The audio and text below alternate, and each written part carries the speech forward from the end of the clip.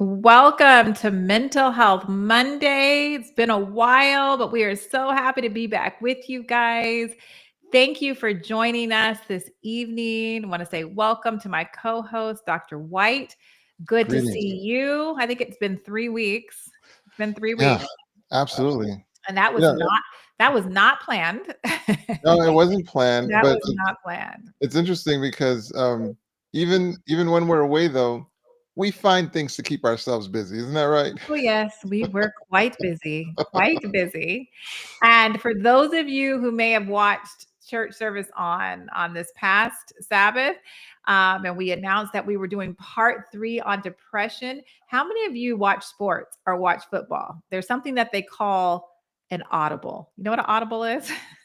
Is where the see, Dr. White doesn't know what I'm talking about, but No. he looks at basketball, not football. Anyways, they when a coach calls an audible, it's like he's just changing. Like they have a play that they were going to go with, and then at the last minute he calls an audible and he goes with something else because he thinks it's going to work best for that team or play. So today, Dr. White and I, but really mainly him first, called an audible. So we're not doing depression part 3 this evening, but we believe that we still have an amazing program for you. And we will be coming back to depression and finish that up at some point as well, because we've done 2 programs and you guys are really here for it. And it was great. And we want to be able to continue to give you that information, but we're going to be talking about the brain and how the brain can change itself. So you're not going to want to miss this. Matter of fact, push share on your social media right at this time. Go ahead, Dr. White. Right. We love, giving flowers where they're due. The author, Dr. Norman Doidges. Yes. Sorry if I'm butchering the name. He wrote a phenomenal book on neuroplasticity, and he entitled it "The Brain That Changes Itself." Yes. And whenever I get a patient, a client, or a loved one that has experienced or knows someone who's experienced a stroke, I Mhm. always refer them to the book. Hey, pick that book up. And they'll say, for the client? I'm like, no, for you. I know that Uh, and that's what you said to me today. absolutely. Oh, No, thank no, you. no, not Oh, for him, for yeah. you, Yes. because this will empower you on how to provide that person support. Yes. And that's what you're going to see as we talk about this this evening. So this is one you do not want to miss, because we are going to help you adjust your mindset to Mhm. really understand how best to recover from a stroke. Yes. And we'll circle back around to that when we start to tell you why we were discussing that All right. today. But I do want to say welcome to Brother Clint and What's Deb. up, brother? Yeah, and to Deborah and Gwendolyn. Very good to see you guys on here. Let us know where you guys, the others who are watching, please let us know where you are viewing from so we can say a welcome to you. Looking for you, Veronica. I hope Veronica's on because I think we made Clint and Veronica like Yeah. are probably most faithful because they're always here. So Veronica, if you're not here, I'm going to be sad because I made it a mental point today to be like, okay, if Veronica's on there, I'm going to make her just as special as Clint. Well, tell me about it. And Clint, we are praying that God's going to work something out so we can see you at the convocation. We're Conversation. just Yeah. like, we're praying something miraculous is going to happen. Yeah, Clint, you have to come. We have to take a picture. The 3 of us, we have to take a picture. And then That'd we'll be take a picture with amazing. your whole family too, or. That would be amazing. But yes, we definitely want to see you and everyone else too. Let us know in the chat if you guys planning on coming. But Joycelyn from Arizona, welcome. I love your handle. Hey, it's me. I love That's that. cool. That's It's you. cool. Yeah, How that about is. Melissa Hill from Huntsville, Alabama? All right, just down the road from me, somewhere down And the road. I see Jocelyn from Arizona. That's a little closer to me. I Yeah, love you that. said Jocelyn, I said Joycelyn, but yeah, you're right. It is Oh, probably Jocelyn. Well, either um, way, but welcome. Yes, she is closer to you for sure. yeah, But yeah, we are happy to have all of you here yeah. today. And we just want to welcome you again. And, from some of you may already know, but we had missed 3 weeks because I was dealing with a family emergency 3 weeks ago with my brother who had a stroke. And so I had to fly up to where he lives, do an emergency visit that needed to happen. And I was glad I was able to go.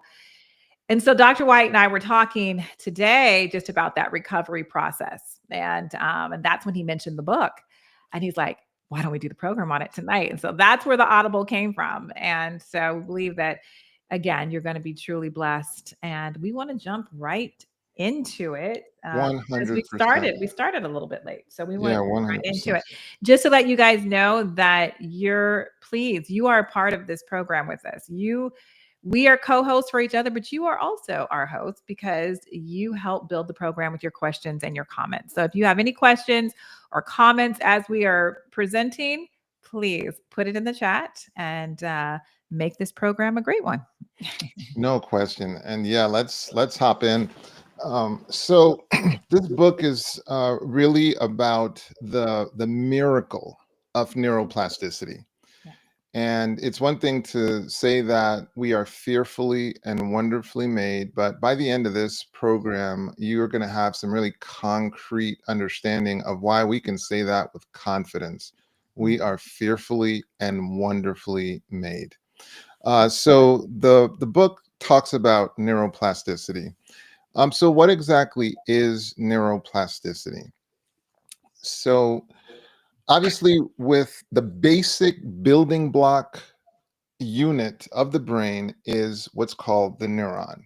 Mhm. And neurons are designed in such a way that almost like the way my hands are shaking each other, one neuron will basically shake the hands of another neuron and they'll form networks. Mhm. And obviously, it's a lot more complicated than what I'm describing, but this networking is at the basis of our ability to engage and be aware of existence. Well, at one point, it was thought that that networking was something permanent, that once formed, it's just going to stay that way forever. Mhm. And the truly amazing thing became the epiphany, the paradigm shift that no, actually, what happens is that can change. Mhm. Our brain will undergo neuroplastic changes depending on the environment, depending on the activities, and guys, depending on even your thoughts.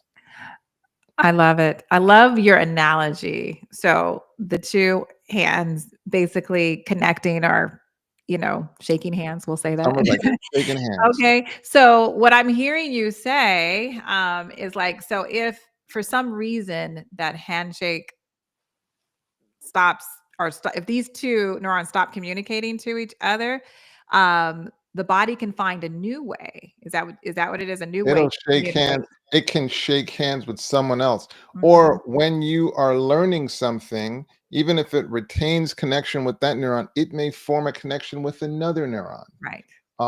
And this, of course, will happen in a massive way because Right. the brain has about 100 billion neurons. Mhm. So the synapses are going into the trillions. But yeah, like I think it's just so profound, the It is. implication that your thoughts will literally re-network your mind. There's so much I have to say. There's so much because first of all, I think this is probably if preached in a sermon format, I think that neuroplasticity is like the gospel at its core because it's coming. It's like I can change. God's saying I can come and change you. My gospel is Oh, neuroplastic. It's good. like you don't have to stay the same. But that's not really where I was trying to go. But I just thought of that too. But I just think like it's just when you said there's 1 billion neurons. 100 billion, 100 100 billion billion. neurons. Okay, 100 100 billion. I billion. don't know why. I guess 100 Yeah. billion neurons. And that is such a large number. So there's such a variety of ways that the brain has to, like you're saying, heal itself. Oh my goodness. And it's funny that he called the brain that changes itself because really it can also heal itself Yeah. in a sense, in a Yeah. sense. Mhm. But this concept of neuroplasticity and even your thoughts re-networking your mind, it's the reason it used to be said if a person has a personality disorder, that can't get better. Mhm. Like you can't say that. You can't say that Right. because what you can say is we have not identified the mechanisms that Mhm. effectively rehabilitate personality disorders. You Mm, might be able to say that, but to say that there aren't mechanisms, there aren't experiences that mhm, will help to re-network and transform that person is hogwash. That's mhm. it's nonsense. Right. It's nonsense. So what you see is God built us with the ability to transform. Mhm. And with my clients, we do a lot of work with their thoughts and becoming aware of their negative thoughts and changing those thoughts. And after they put a lot of work, intentional work into changing their thoughts, their moods, their personalities. You know what I'm saying? They change into a more positive thinking instead of such a negative thinking. So the first concept we want you guys to be aware of that the book talks about is this idea that neuroplasticity changed old paradigms. Mhm. So as accepted as our understanding of neuroplasticity is today, at one point the belief was that the brain wasn't capable of that. Okay? Mhm. And so you want to realize that these ideas evolve. All Yeah. right, the next thing is mental exercises reshape the brain. Mental Mhm. exercises reshape the brain. Now, you know, so one of the things that you then want to be aware of then is, man, what are things I can do that will in fact exercise my mind and exercise my brain? Mhm. So I really struggle with, hey man, what's the utility of like, like for example, Eastern meditation, where it's like I just focus on this one thought, focus on this one thought. Mhm. And so what I try to do in my brain training is I want to kind of simulate the activities that I'm going through the day, and I want my brain to perform the way that I want it to. Mhm. So I'm never in a situation where I'm just trying to focus on one point, but like, for example, a calculation. So I find it way more helpful to, let's say, do a mental calculation, because that simulates the processing that I do when I'm trying to solve a problem or if I'm trying to analyze a situation. And so me and my daughter will do this sometimes, but we'll both sit in the room and we'll take an equation like 356 times 457. Let's see who can solve it first, just using our thinking, and we'll sit quietly in the room and we will just mentally go through it. You can do it. It's just it requires amazing focus. But here's That the sounds thing. fun when your dad is a psychiatrist and a medical doctor and has fun with math. Those are the type of games you play. Well, well, this, well, My well, dad was well, into sports, like, we'd go shoot basketball or something like that, but well, and I'm kidding. I think it's amazing that you do that with your well. daughter. The payoff is though that now as you're going through your day, Mhm, you feel like, hey man, I'm at peace. I can do the processing. I can do what's necessary because it's like I got my brain thinking. mhm. So, mental exercises can play a really great, role in reshaping the brain. So that's an interesting point. Was there anything you wanted to say about that? No, kind of just when I was sharing about the different exercise I give my clients to retrain their negative thoughts, it's basically on that same line of thinking, and that's what the brain can do. Well, absolutely. And I really hope that they take those exercises seriously, It's their homework. you know, Yeah, they have to. I make them take it seriously or because remind them every week how serious it is. because the brain is going to re-network itself. Yeah. Like there are going to be neuronal changes Mhm, around these thought patterns. So point number 3 is the importance of repetition. So this is a great dovetail off of what you're saying. mhm, Repeated practice is going to strengthen the neural connections. mhm, And this is where it's really important to understand that when you first try to do something, A lot of times you encounter failure, defeat that can discourage you from progressing. Mm-hmm. And boy, is that a mistake. Boy, is that a mistake. Because the brain is literally like making changes, not stuff you can detect per se. Well, except the headache, because you're just like, man, this hurts, Right. but it's reorienting itself.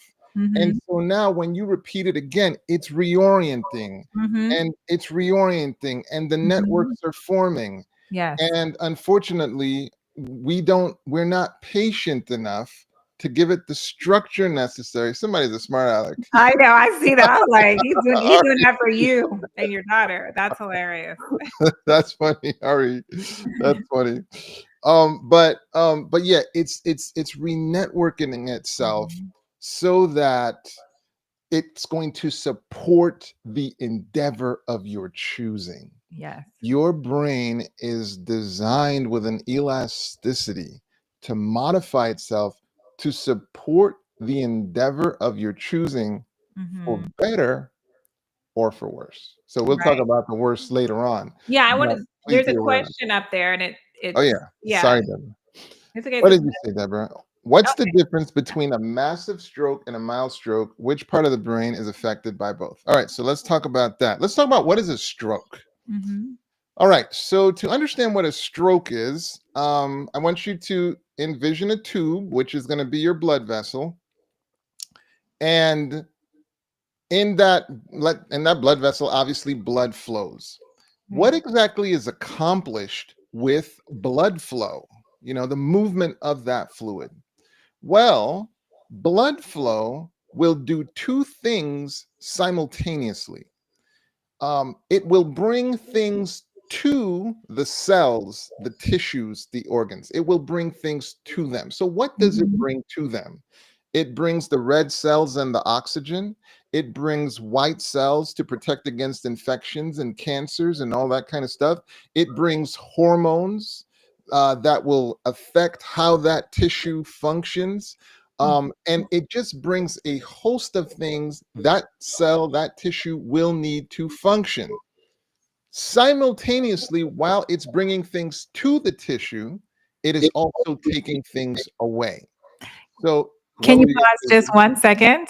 What's that? What's that? Veronica just said, "Sorry, I'm late." And so we just want you to know, Veronica, that we did a special welcome to you because we missed you. We noticed you weren't on, but we're That's glad that right. you're here now. All right, go We ahead. yeah we shouted out Clint because he held it down. He was responsible. No, I'm kidding, Veronica. We are so honored that you would be with us, They're on vacation and she even on still chimed vacation. in. So no, She she gets kind of mad went up 'cause to you, no, Clint, you and Clint are still you're neck and neck. you're our top. You're our top That was people. that was that So was tight, Veronica. I hope you guys are enjoying your vacation, by the way. yes, yes.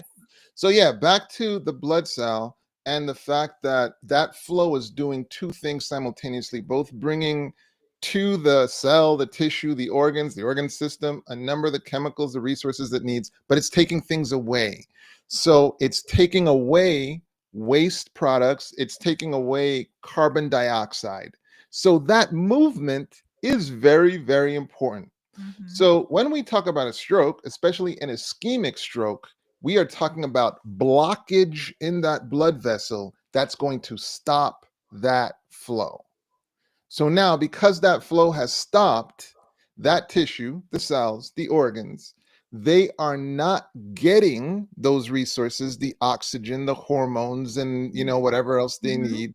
And it's also not getting rid of the waste, the carbon dioxide, and the other things it needs to get out of that cell. So, what do you think happens to the cells and those tissues? They start to die off. They start to die off. They Mhm. start to die off. All right. So now your question was, what's the difference between a massive stroke and a smaller stroke? Well, the bigger the blood vessel, that the stroke is occurring in, the bigger is going to be the area that's affected. All right. And then, of course, the smaller the blood vessel, sometimes the smaller the area that is affected. But it gets really complicated because in the body, there are small areas that might be doing really important things. So even though it might be a small area, it could still be devastating consequences. So that's why it's hard to talk about small versus big. The other thing is, again, this is fearfully and wonderfully made. Part of the reason that sometimes strokes and blockages don't cause the massive deficits that you would expect is because, for example, the blood supply of the brain is a circle, it's circular. Mhm. So it really takes advantage of collateral circulations, right? Mhm. Yeah. Meaning if the blood doesn't get there one way, well, then maybe it'll get there another way. And, and so, and that's the other thing about when you exercise. When you exercise, there are hormones that are released that stimulate new blood vessel innervation of the tissue. And so this is why this can be really good stuff.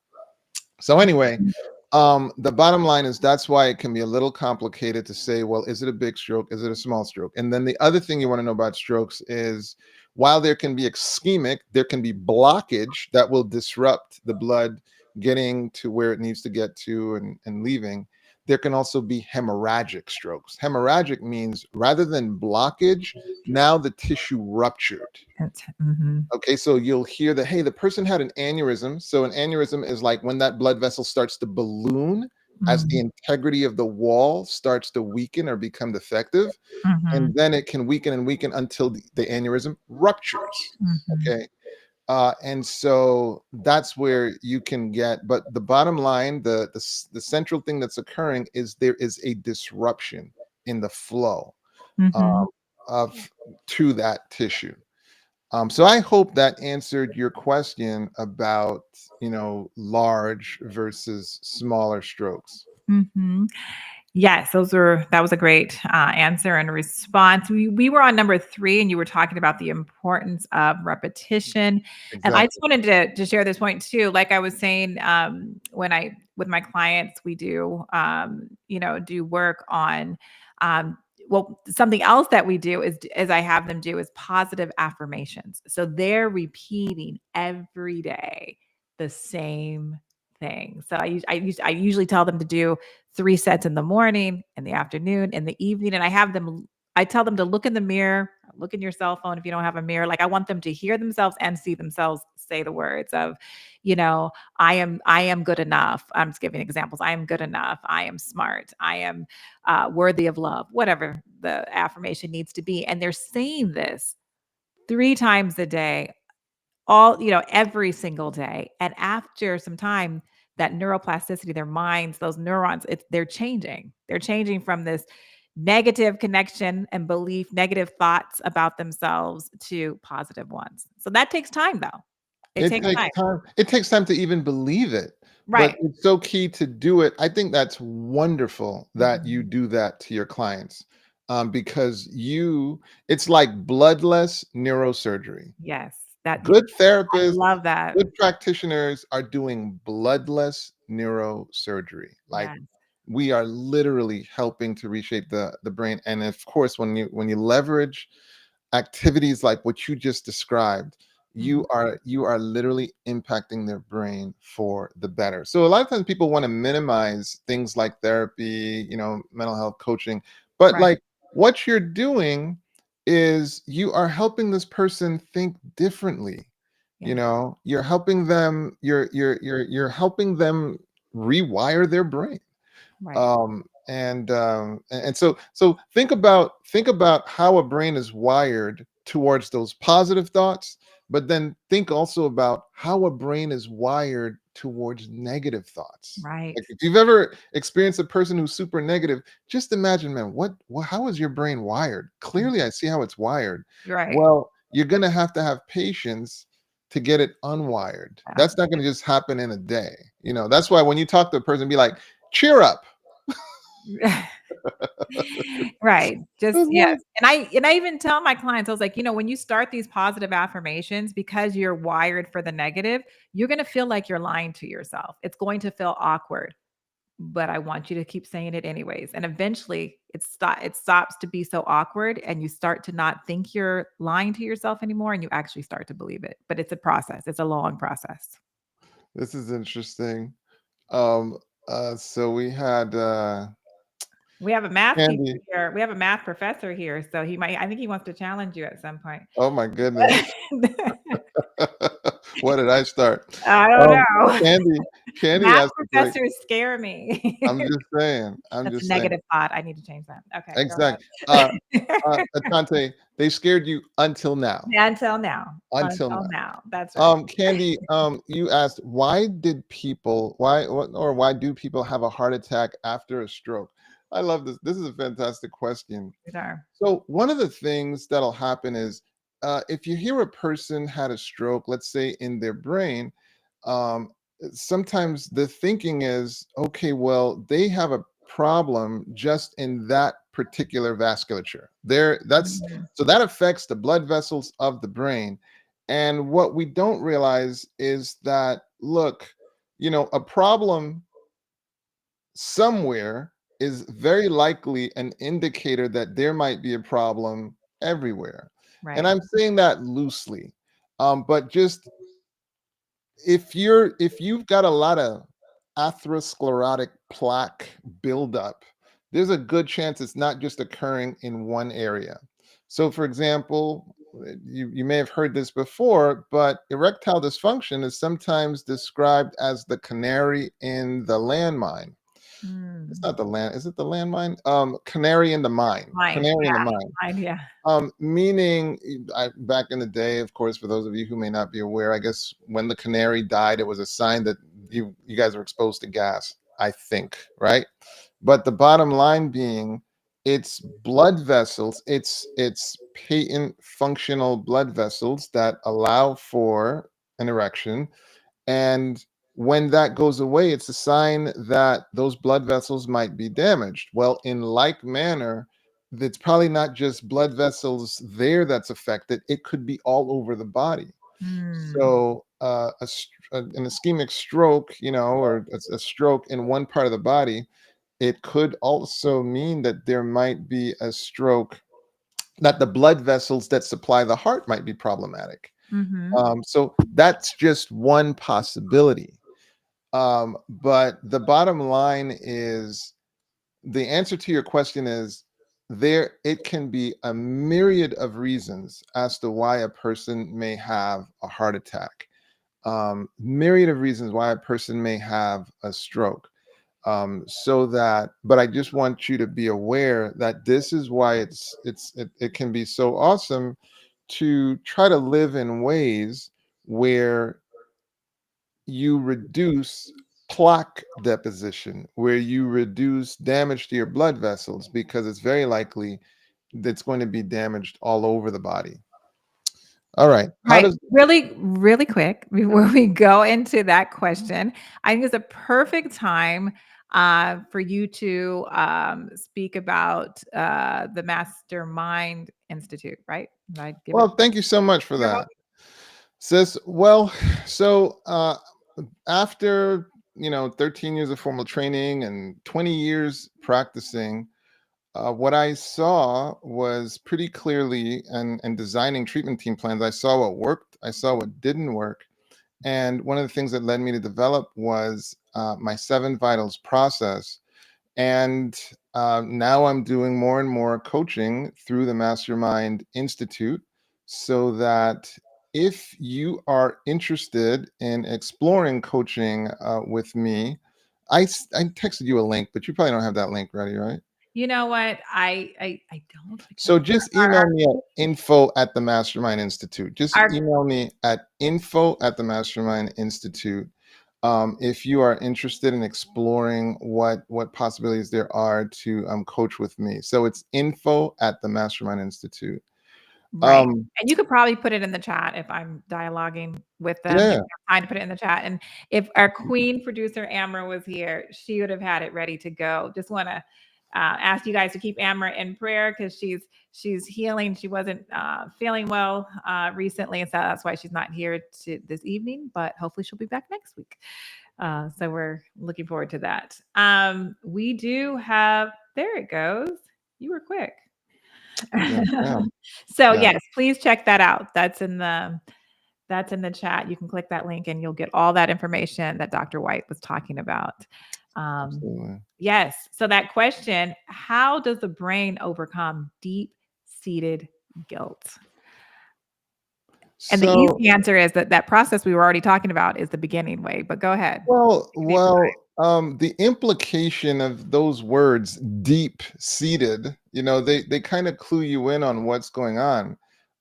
It's deep seated, meaning it's deeply networked, so the networking is going to be pretty extensive in terms of just the way that that person is thinking, their rumination. Well, what do you think that's doing to their neural networking? It's really building around that process. Well, the same way it was built through what? Repetition. They Mhm. repeated the idea over and over and over and over again. So guess where healing is going to come from? Repetition, you Mhm. know? But I got to tell you, Ari, like this to me is why our approach is just so fascinating in terms of mental health. Mhm. There are important questions that you would go over with that person. Um, and you're really trying to get at, you know, why are you so guilty? Why are you prone to guilt? Mhm. And so often it's interesting listening to what happened in your early life, because as people go on in their path, in their journey, what you see is there are often defining events. There are defining events. And those events will shape such important parts of you, especially how it unfolded. Did you get therapy? Did you not get therapy? Did you get counseling? Did you not get? And it will affect who you are and how you are. And so it's really important to understand what's the person's biology, so how were they wired in the first place, then what are the things that happened that led them, and then you can start to then formulate, okay, what's the experience I can design that's going to rehabilitate the person, and at the core rehabilitate the way they think. Mhm. It formed through repetition. Okay, so they had a biological predisposition. Then they had life experiences that just revved the engine up, and it supported the wiring. And then they Mhm. get to this point where, okay, well, now let's understand the wiring and let's put in place an experience that will rewire that brain. But Right. the good news is change is possible. Yes. Change is possible. Our brains are not like these metal structures where tomorrow, provided there's no heat, when I come, it's going to look exactly like this, provided it Mhm. doesn't fall or whatever. Mhm. Not your Mhm. brain. Right. Not your brain. Your brain, depending on your experiences, can absolutely transform. Mhm. So it's just you got to do the reps. You got to do the reps. What were you going to say, sis? I was gonna say you gotta do the reps because it like your brain wasn't wired with this negative thinking or emotions or feelings overnight. That's years of the different experiences in your life that has caused you to be wired that way. And so I like to explain to my clients, like it's tightly wired together. And so when you're doing the repetition, you're just slowly every day unwiring that thinking process. And it's a beautiful thing that it can happen, right? That it's even possible. I like to tell people that neuroplasticity, this is how I feel, this is my opinion, is besides Jesus dying on the cross, our biggest gift to us as humans. Because as sinful humans, without neuroplasticity, there would be absolutely no hope for us. To be like so, but the capacity for transformation, Mhm. like it's just so amazing if you will just be patient with the process. If you Right. just don't demand that the first time you do it, it's perfect. Yes. If you will allow for the reps, Yes. I have to record content from time to time. Atonte, you should see the first try. Oh my goodness. He was I'm like, like, "Ah." what's wrong with me? Right, You yeah. know? Why did I mess up that word? Scratch that Okay, one, do it again. Do it and again. I then you do it again, and you do it again, and you do it again. It's like, know. oh, now Mhm. that's what I thought it would sound like by the Yeah. 100th time, Yes. And like So working out at the gym is the same principles. Like you just have to be consistent. And then after a month, you start to see stuff. And then after 2 months and 3 months, and people think Pastor Myers just poof turned into like to be a very muscular man looking that's man. not all natural? No, it's not all Don't natural. don't give away his secret. You guys wouldn't believe how small he was when I met him. All I can say Stop is it. genetically, they are just very thin framed, genetically, Well, and it he well, decided it's he wanted something different, and he works at it all the Well, time. it's a testimony to his tenacity. So Yeah. props to the brother. Yes. Yeah. Well, I love You're on Clint's statement here. oh, What? okay. What were you gonna say? No, I'd say we're on number 4, but let's Yeah. see, Clint. No, I I know love. I saw the hallelujahs, there's hope for all. Yes, R.E. Amen. Plant the Amen. second. Amen. There is hope for all. That's the No gospel. question. No question. And Clint said, "It's interesting how words reveal our infrastructure, Mm, our world." Yo, and Clint, can we take it one step further? Like, if you want to see how you're thinking, look at your environment. Look at your yes, environment. very Your environment is the outgrowth of your thinking. mhm.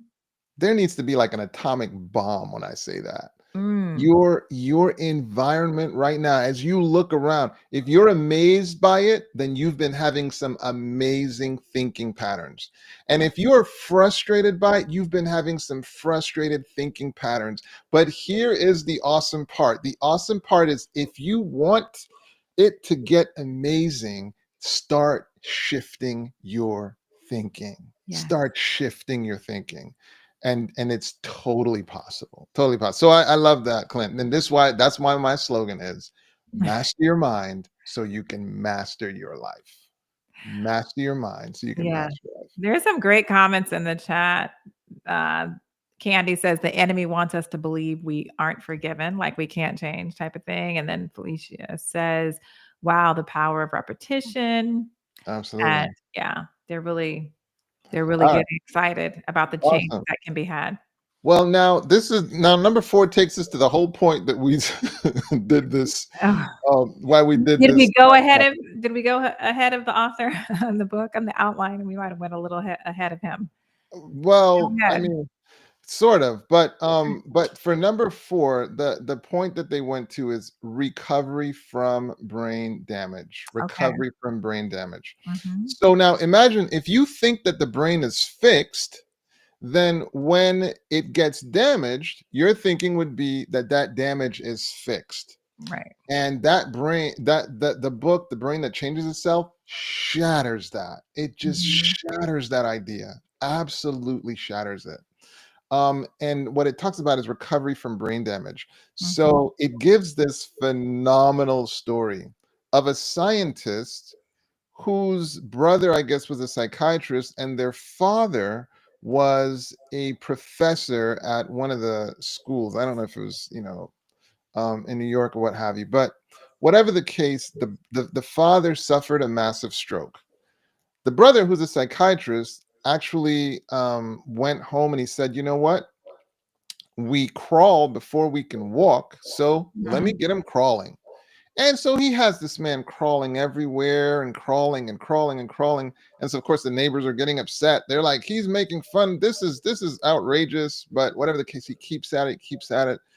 And don't you know, before long, his father crawls effectively, can walk effectively, and his father was tenacious as well. So before you know it, he like is doing one finger at the typewriter and he progresses and progresses until he regains full function to where he can go back be a professor. The father ends up dying on a Mhm. backpacking trip in the mountains. That's Oh, how wow. functional he got. Mm. And then when they actually studied his brain, they see that there was a massive area that had involved the stroke. Mm. But the recovery involved the brain reassigning function, reassigning function. And so it's just such of an amazing story. Yes, it is. Um, regarding the recovery from brain damage. But that's like one story. Then Mhm. they talked about an institute called the Potts Institute. And this was an institute that was famous for its aggressive rehabilitation. It was incredibly aggressive. So they would get outstanding outcomes. Like people who had, had strokes and they'd been Mhm. paralyzed for a long time, their rehab was so aggressive, they would rehabilitate or restore function to a person that had been stroked out for like, 10 years, 12 Mm. years. And so they thought, Wow. oh, I'm not going to get this back, but they were so persistent, so rigorous that they were effective in restoring function. And obviously, consult your healthcare provider. Please Right. do not get crazy, Right. because really at the heart of good rehab, it's staying right on the cutting edge of that person. Mhm. You got to stay right on the cutting edge. You cannot overwhelm a person, Right. or else they'll just give up. It's when you stay right on the cutting edge and Mhm. you're able to encourage them through those dark moments. So this is not to encourage you to go crazy, but this is to encourage you to understand we were built to recover.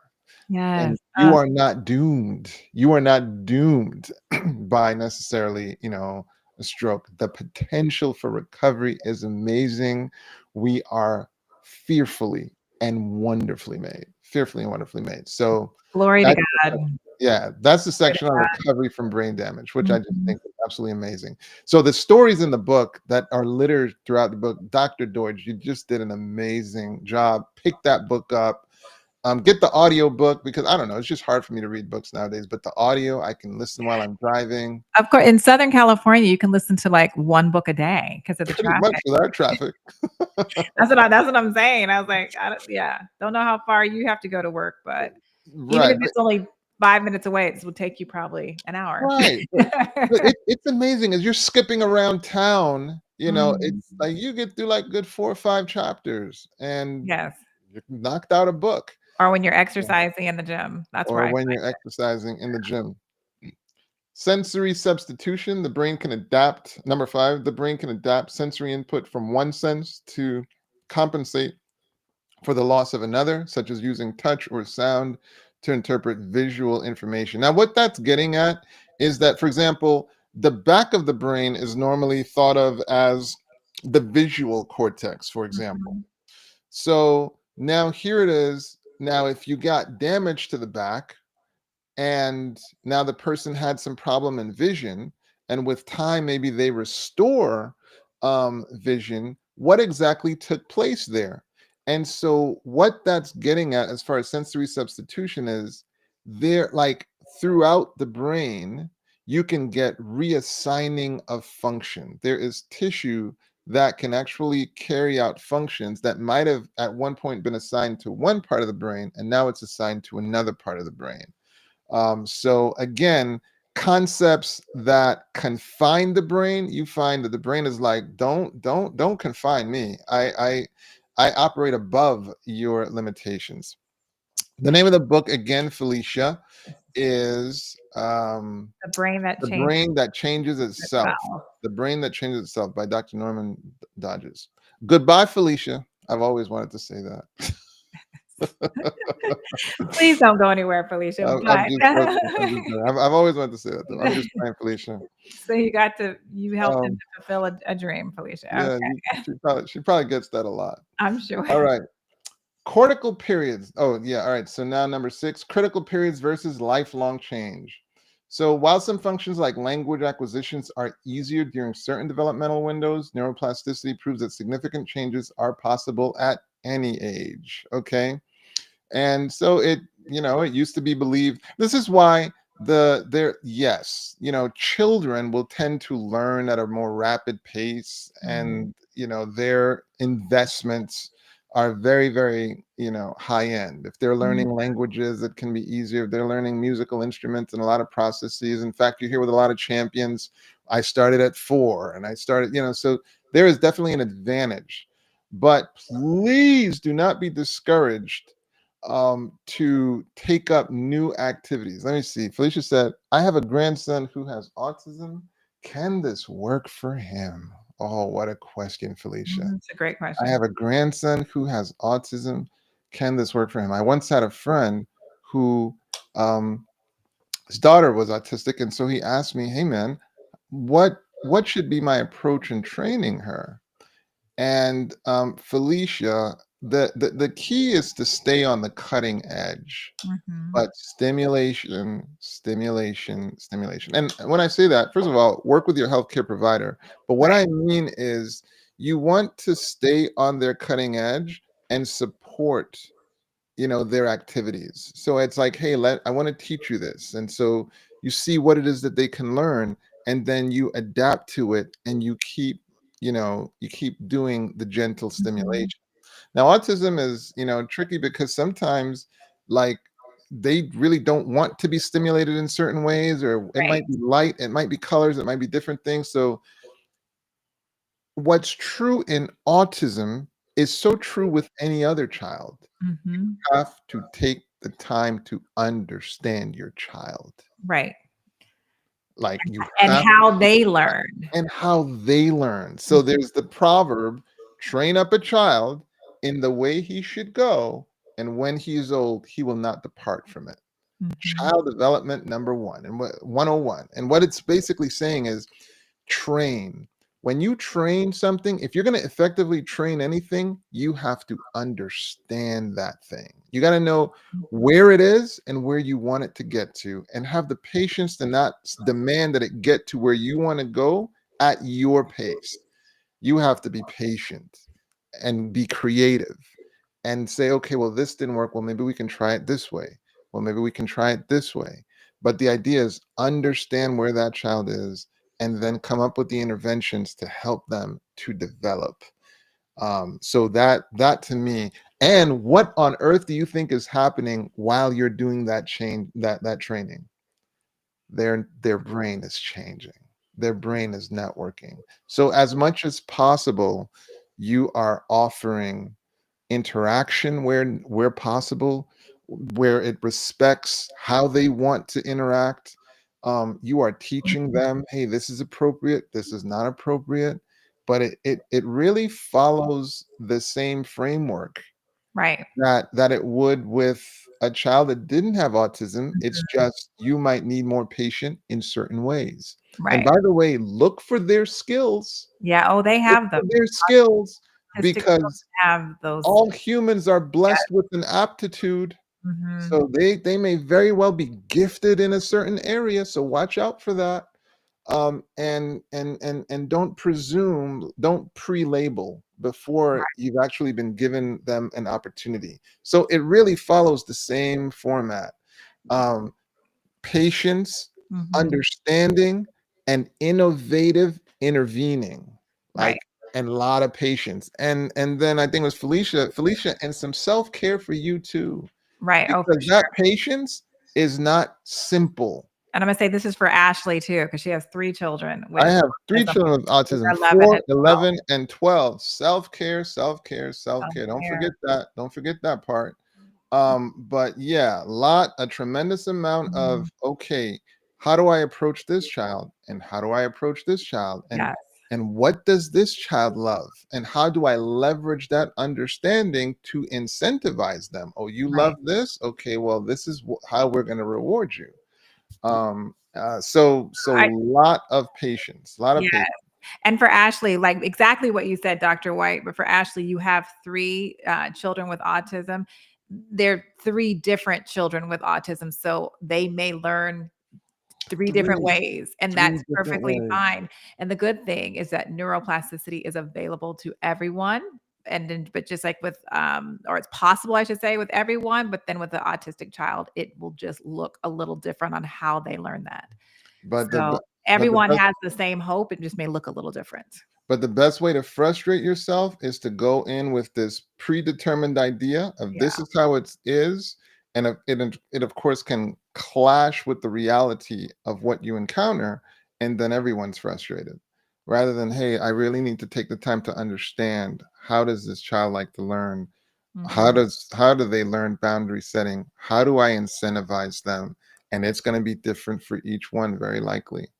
But hats off to you. Yeah. Oh, and by the way, a lot of prayer and fasting, and and all that kind of good stuff. Never Yeah. mind the biological stuff. What are the nutrients that Mhm. help their brains? What are when is it that you should be feeding them, and how do you keep Mhm. them on a schedule so that they sleep? So Very it, important. it's all a system. Have you heard of using sound frequencies with autism? That is out of my depth. I That was is just out of gonna my say depth. it was out of I I, mine too, so I I just thought, don't "Well, know. maybe Dr. White." I don't know anything about that, Ashley. My just want to be as clear as possible. Yes. All right, let me see. Critical. Next, number 7 is the dark side of neuroplasticity. And so basically, you'll recall I said the brain is designed to help you in the endeavor of your choosing, for good or for bad.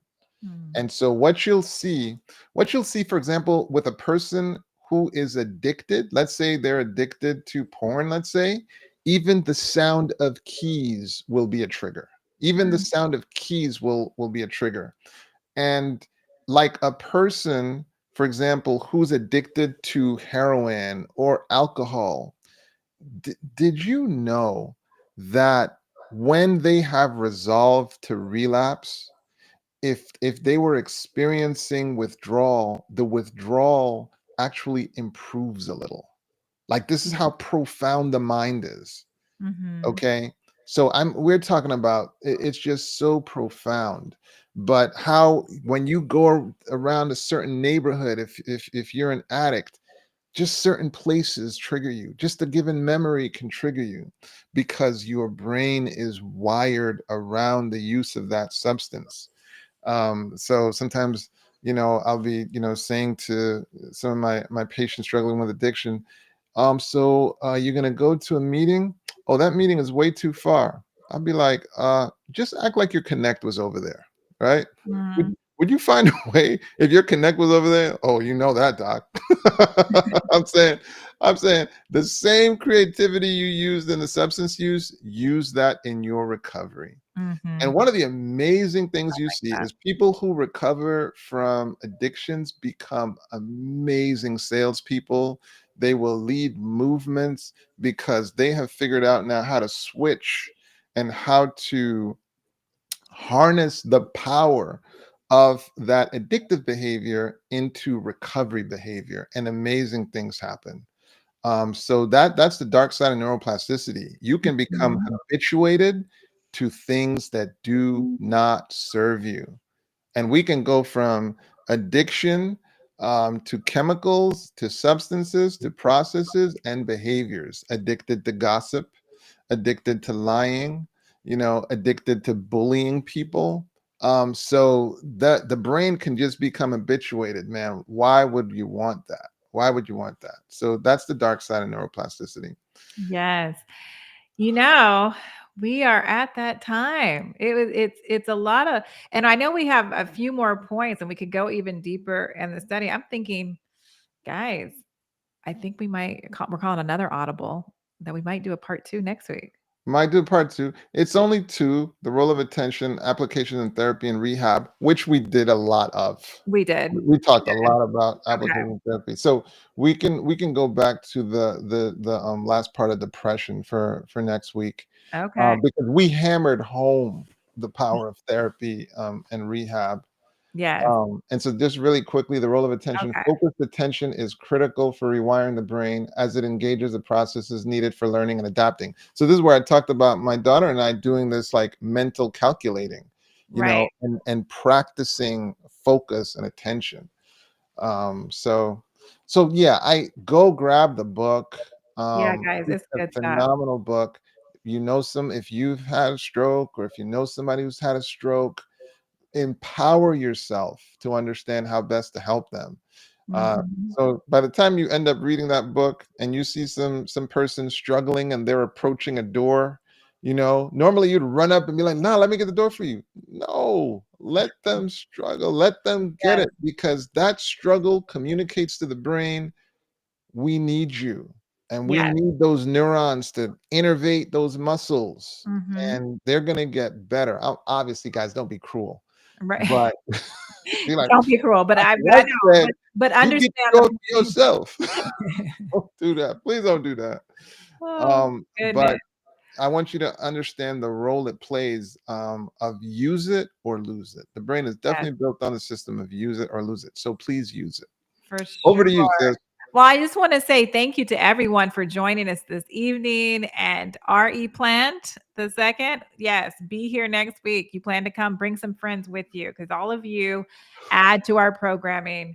And so we're just so thankful to have each and every one of you. So again, share this on your social media because everybody needs to hear this information that neuroplasticity is what is our brains can change. And Our so brains, that absolutely.